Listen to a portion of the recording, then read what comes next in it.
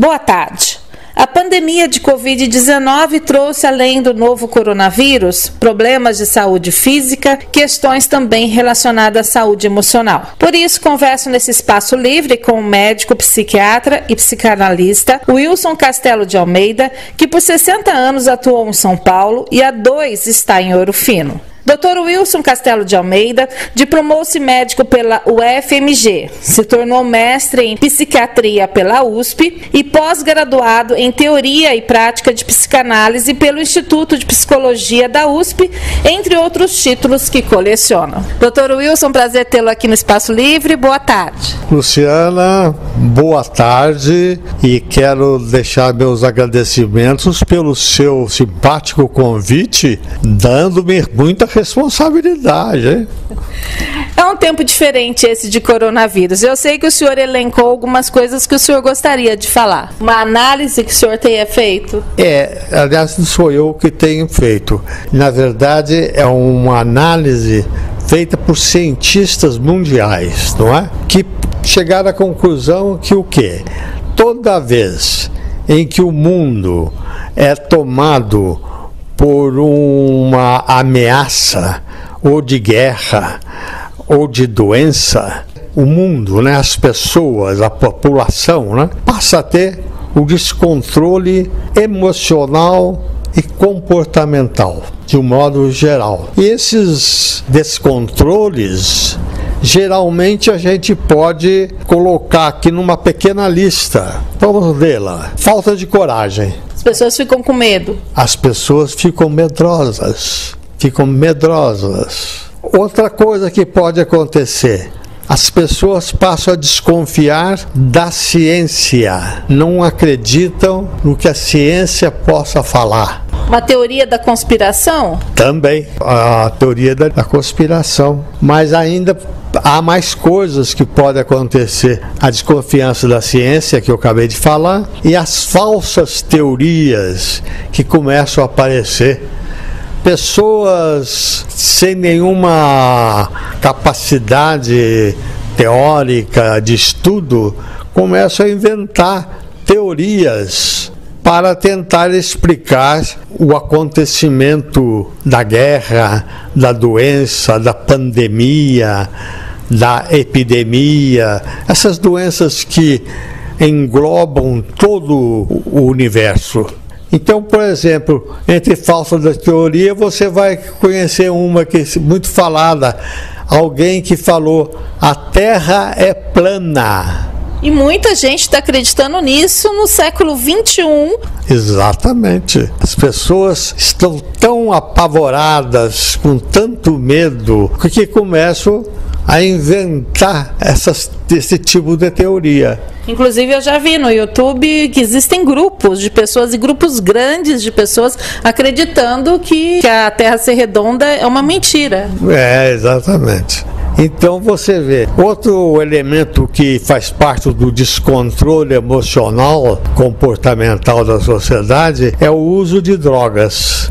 Seja bebida alcoólica, seja as drogas mais conhecidas como a maconha, a marijuana e outras tantas. Outro elemento que faz parte do descontrole emocional, por exemplo, lutas políticas, lutas racistas, tudo aquilo que possa colocar para fora a angústia das pessoas, o medo das pessoas. Há essas invenções todas para tentar aplacar o medo. Existem aqueles, doutor, com muito medo, um medo até paralisante. Existem também alguns que são totalmente responsáveis, que não têm medo algum, que não querem usar máscara, que não querem acreditar que esse vírus possa chegar até eles. É isso mesmo. Nós temos aí de fazer uma distinção entre esse tipo de coragem mentirosa, em que a pessoa faz o negacionismo ele nega. Não existe vírus. Não, isso é mentira. Não, eu nunca vi. O vírus a gente não vê, como é que se ele existe? Então, coisas desse tipo, esse tipo de raciocínio, esse é o tipo do negacionista. Parece ser coragem, mas não é. É uma forma de negar. Não existe isso. Se não existe, eu fico tranquilo. Esse negacionismo seria uma forma dessas pessoas que negam se autoprotegerem? A própria negação é a proteção, não é? A própria negação não existe. Se não existe, eu não preciso ter medo. Nós precisamos falar também das pessoas que são realmente corajosas, mas não são loucas. É o que a gente chama de resiliência. O que é resiliência? Da onde vem o termo? O termo vem da engenharia. Quando um produto da engenharia, um aço, por exemplo, ferro, ele sofre um abalo, ele deveria, ou supostamente, ele vai quebrar, ele vai prejudicar aquela construção que usa o aço ou o ferro ou a madeira. Acontece que por fenômenos da natureza, alguns desses produtos, como o aço, a madeira, o ferro, eles têm uma força dentro deles que a natureza lhes dá, que ele não sofre o abalo esperado. Vai quebrar, vai arrebentar, vai cair. Não, ele tem a chamada resiliência, uma força da natureza. Então, os estudiosos aproveitaram esse nome, resiliência, e dizem: o ser humano também pode ter resiliência. Não todos, mas alguns seres humanos têm resiliência. Eles têm uma força que eles sabem que existe a doença, eles acreditam na doença, acreditam no vírus, acreditam na ciência, mas eles têm uma força para enfrentar. Então existem esses dois tipos de pessoa: a que tem força para enfrentar, com coragem, inteligência, e as que fingem, mentem, que não existe, negam. Os resilientes é o que a gente deveria tentar ser nesse momento, uma guerra física e emocional contra esse inimigo que a gente não pode ver.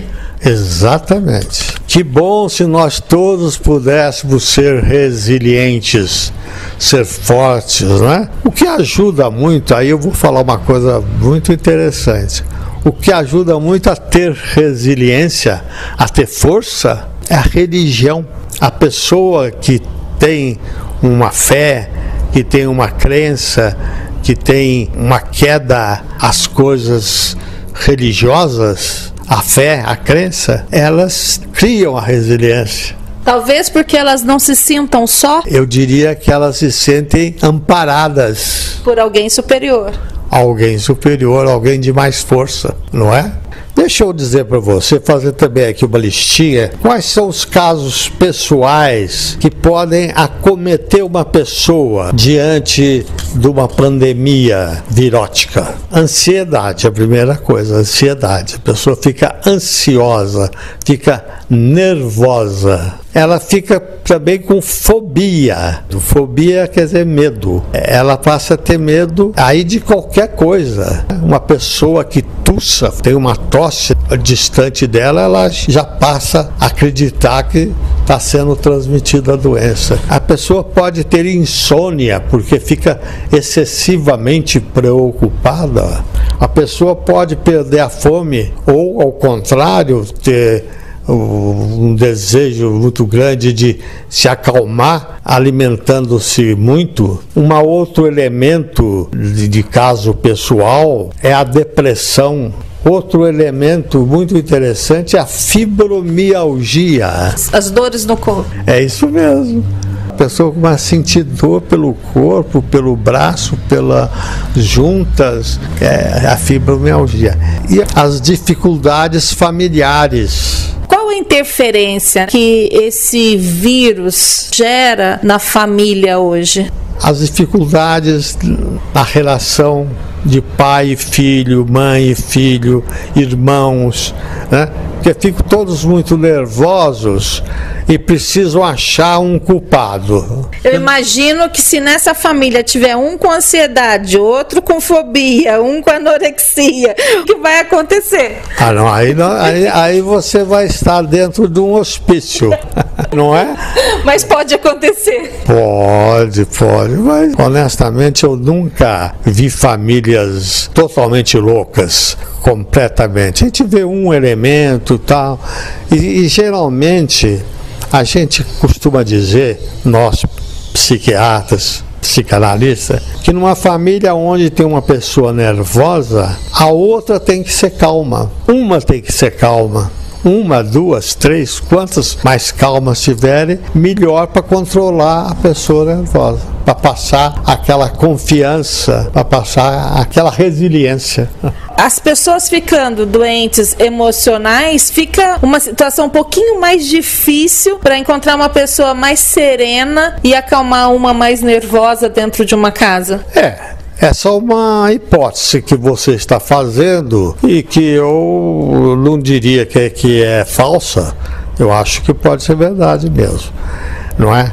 Mas para isso existem professores, existem os pastores, os padres, que geralmente têm um sentimento de acomodação, de crença, de fé, que as coisas possam correr tudo bem.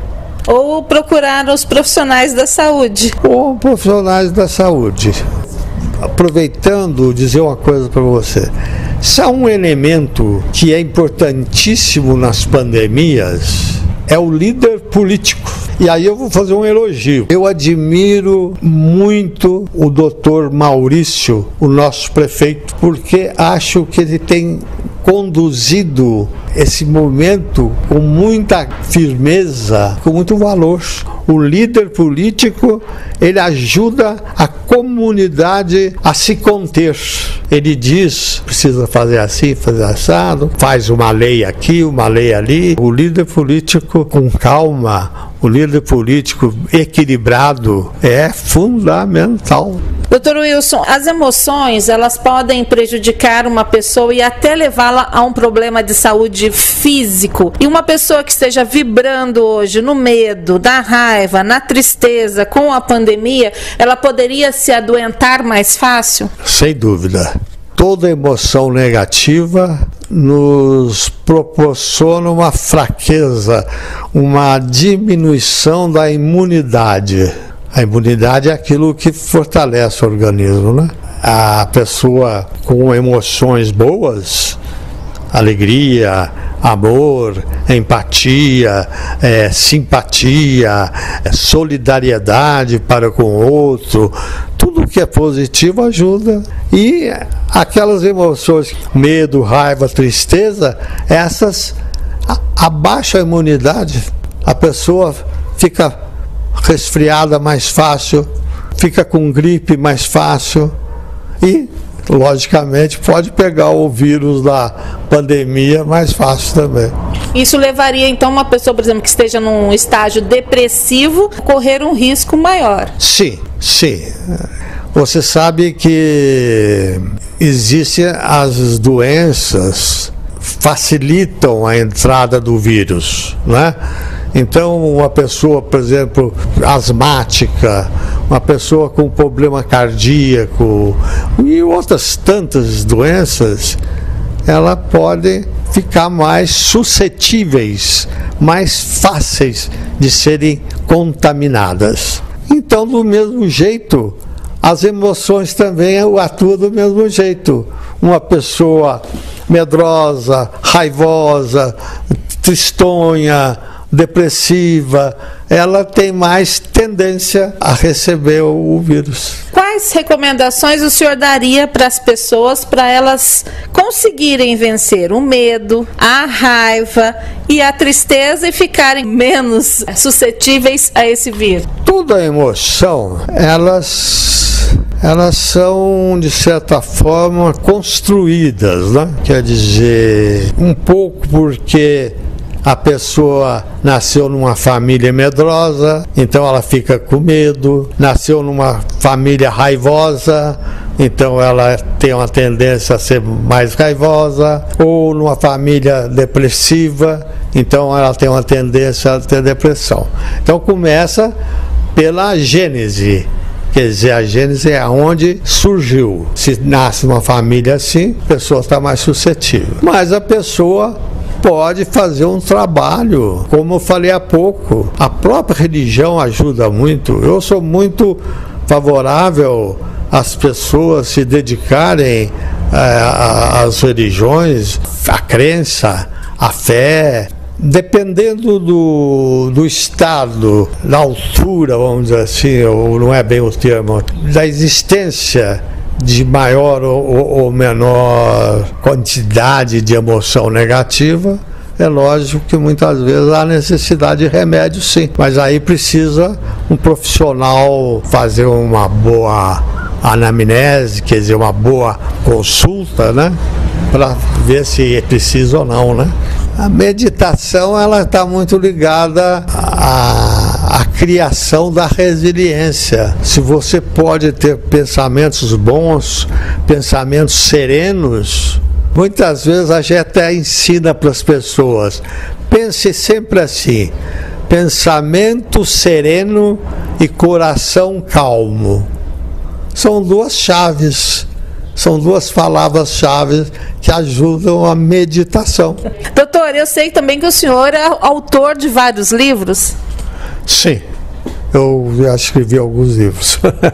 Foram quantos? 14. O último o senhor lançou recentemente.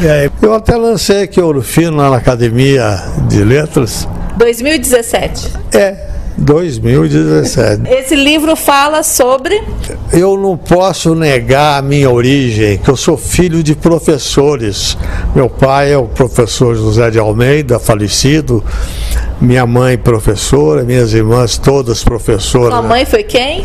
Maria Castelo. Todas as minhas irmãs professoras aí na escola normal. Quer dizer, então eu, com essa tendência de ser professor, eu sempre quis ensinar. Eu tenho essa tendência a ensinar. Então eu escrevo para ensinar. Agora, acontece, eu não escrevo livro de ficção, eu não escrevo romance, eu escrevo livros didáticos para ensinar as pessoas. Por exemplo, esse último sobre o Lacan. Lacan é um grande psicanalista francês, e eu então, neste livro, esse último, que eu tive a honra de lhe presentear. E eu a honra de receber. Obrigado. Eu falo sobre Lacan, porque o Lacan discute a neurose e a psicose, o que é a loucura e o que é o nervoso. O que é diferente, né? A pessoa ser nervosa e a pessoa ser louca. Nos tempos de hoje, com a Covid, a gente pode colocar os dois juntos já. Aí fazendo blague, fazendo brincadeira, eu acho que sim. Tá certo. Eu agradeço muito a participação do senhor aqui conosco no Espaço Livre de hoje, com as suas informações que são tão preciosas para nós. Pois não. Eu digo para você, Luciana, que a conheci agora, mas já conhecia a sua família. Você é muito profissional, é muito excelente na sua maneira de conduzir a entrevista. Eu diria que eu também fico muito alegre, muito satisfeito de colaborar mais uma vez com a Rádio Difusora Ouro Fino.